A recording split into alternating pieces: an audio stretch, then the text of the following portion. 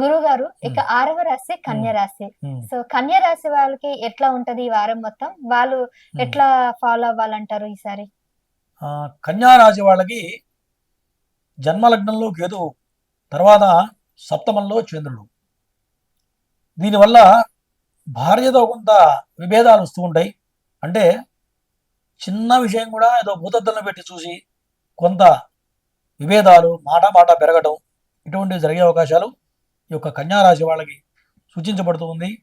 తర్వాత షష్టమంలో శుక్రుడు, శుక్రగ్రహం 6వ స్థానంలో ఉండటం వల్ల పెళ్లి ప్రయత్నాలు విఫలం అవుతాయి. తర్వాత ఫైనాన్షియల్గా డబ్బులు కాస్త ఇబ్బంది పడే అవకాశం కాలంగా సూచిస్తుంది. అంటే డబ్బు పరంగా ఇబ్బందులు ఎదురవుతాయి.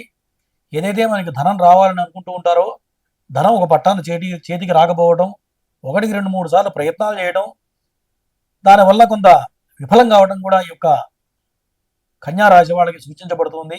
తర్వాత తృతీయ అష్టమాధిపతి అయినటువంటి బుధుడు దశమ స్థానంలో ఉండడం వల్ల చేసే వృత్తిలో మంచి మంచి అవకాశాలు ఉంటాయి. ఈ వారం ఖచ్చితంగా మంచి పేరు ప్రతిష్టలు సంపాదిస్తారు. ఉద్యోగ విషయంలో చాలా అగ్రెసివ్గా వెళుతూ ఉంటారు ఈ యొక్క కన్యా రాశి వాళ్ళు. ఈ వారంలో మంచి కీర్తి ప్రతిష్టలు వచ్చే అవకాశాలు కన్యా రాశి వాళ్ళకి సూచించబడుతూ ఉంది.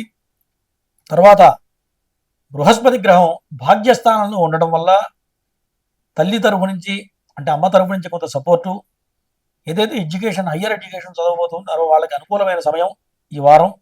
మీరు రాసే పోటీ పరీక్షలు ఏవైతే ఉన్నాయో వాటిల్లో చాలా అనుకూలంగా మారబోతుంది. అనుకున్న విధంగా మార్కులు సంపాదించడానికి ఈ వారం చాలా పోటీ పరీక్షల్లో చాలా అద్భుతంగా కనపడుతుంది ఈ యొక్క కన్యా రాశి వాళ్ళకి. తర్వాత ఆరోగ్యపరంగా జాగ్రత్తలు ఉండాలి. సప్తమంలో రాహు ఉండటం వల్ల కొంత ఆరోగ్యపరమైన చికాకులు, అనుకోని సంఘటనలు జరుగుతూ ఉంటాయి. ఏది ఏమైనా ఓవరాల్గా ఈ కన్యా రాశి వాళ్ళకి ఈ వారం చాలా అద్భుతంగా ఉంది. గురుడు బాగున్నాడు, మరి శుక్రగ్రహం బాగుంది, తర్వాత కుజుడు బాగున్నాడు. దీనివల్ల ప్రతికూలమైన ఫలితాలు లేవు, అనుకూలమైన ఫలితాలని చెప్పవచ్చమ్మా.